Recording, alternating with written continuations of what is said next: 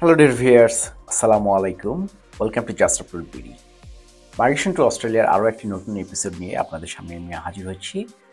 আজকে কথা বলবো সাম্প্রতিক কিছু চেঞ্জেস বা নিউজ যেগুলো গণমাধ্যমে বা অস্ট্রেলিয়ান গভর্নমেন্টের ওয়েবসাইটে আসছে ইন্টারন্যাশনাল স্টুডেন্ট কেন্দ্রিক সেই আপডেটগুলো নিয়ে। অস্ট্রেলিয়াতে কিন্তু শতাধিক কলেজ যেগুলো বেসরকারি কলেজ ছিল সেই কলেজগুলো কিন্তু বন্ধ করে দেওয়া চিন্তাভাবনা চলছে ধীরে ধীরে। তো এইটো বিষয় নিয়ে আমি আজকে কথা বলবো। সবগুলো বিষয় জানতে অবশ্যই ভিডিওটি চেষ্টা করবেন শেষ পর্যন্ত দেখতে, তাহলে আপনারা একটা ক্লিয়ার ভিউ পাবেন যে আমি এই ভিডিওতে কি বলতে চাচ্ছি।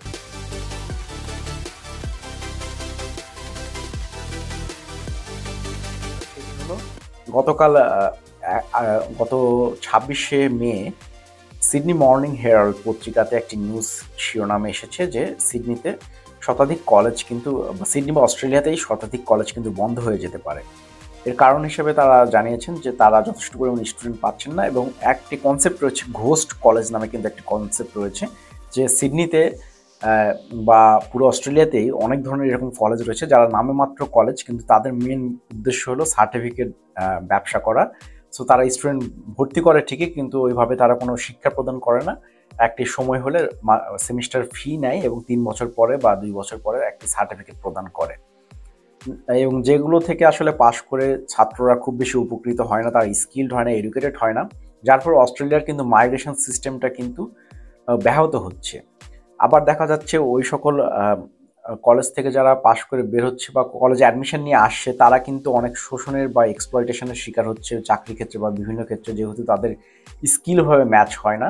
সো অলরেডি কিন্তু অনেকগুলো কলেজে বেশ কয়েকটি দেশ, বিশেষ করে বাংলাদেশ, ইন্ডিয়া, এই ধরনের দেশগুলো বা আফ্রিকার প্রায় সব দেশগুলো থেকে কিন্তু এই ধরনের কলেজগুলোতে অ্যাডমিশন এবং ভিসা কিন্তু অলমোস্ট বন্ধ রয়েছে বলা যায়।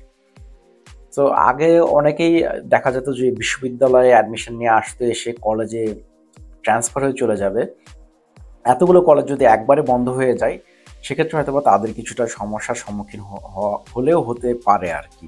যারা চিন্তা করছেন বা অতীতেও করেছেন, অনেকে বিশ্ববিদ্যালয় থেকে চেঞ্জ করে কলেজে গিয়েছেন, তারা তো অলরেডি করে ফেলেছেন, তাদের হয়তো খুব বেশি সমস্যা হবে না। বাট ভবিষ্যতে যদি কারো চিন্তা থাকে যে আমি ভালো একটি বিশ্ববিদ্যালয়ে ভর্তি হবো, তারপরে এরকম একটি সস্তা কলেজ বা ঘোস্ট কলেজে আমি অ্যাডমিশন নিব যেখানে আমার ক্লাস কিছুই করতে হবে না, সো সেই ধরনের অপরচুনিটি কিন্তু লিমিটেড হয়ে আসছে। সো তারা কিন্তু এই এই অপশানগুলো কিন্তু অবশ্যই মাথায় রাখতে পারেন। আবারও বলি, যারা জেনুইন স্টুডেন্ট, যারা বিশ্ববিদ্যালয়ে অস্ট্রেলিয়ায় পড়াশোনা করতে চান, তাদের কিন্তু খুব বেশি সমস্যার সম্মুখীন হতে হবে না এই চেঞ্জেসগুলোর ফলে। বাট যারা হয়তো বা এক্সট্রা কিছু চিন্তা করতেন যে হ্যাঁ আমি নামে মাত্রই স্টুডেন্ট হিসাবে যাব, বাট আমার মেন উদ্দেশ্য হলো সেখানে গিয়ে কাজ করে টাকা উপার্জন করা, তাদের কিন্তু কিছুটা হলেও সমস্যা হতে পারে। তাদেরকে কিন্তু এই নতুন আপডেটগুলোর মাধ্যমে টার্গেট করা হচ্ছে যে এই ধরনের অ্যাপ্লিক্যান্ট বা ফেক স্টুডেন্ট যারা রয়েছে তাদেরকে যাতে মিনিমাইজ করা হয়। সো আপনাদের এই আপডেটগুলো সম্পর্কে কি ধারণা রয়েছে অবশ্যই কমেন্ট বক্সে জানাবেন, বা আপনাদের কোনো জিজ্ঞাসা থাকলেও কমেন্ট বক্সে জানাতে পারেন। যারা এখনও আমাদের চ্যানেল সাবস্ক্রাইব করেন না, অবশ্যই সাবস্ক্রাইব করে আমাদের পাশে থাকুন। খুব শীঘ্রই আবারও হাজির হব নতুন কোনো ভিডিও নিয়ে। সে পর্যন্ত সুস্থ থাকুন।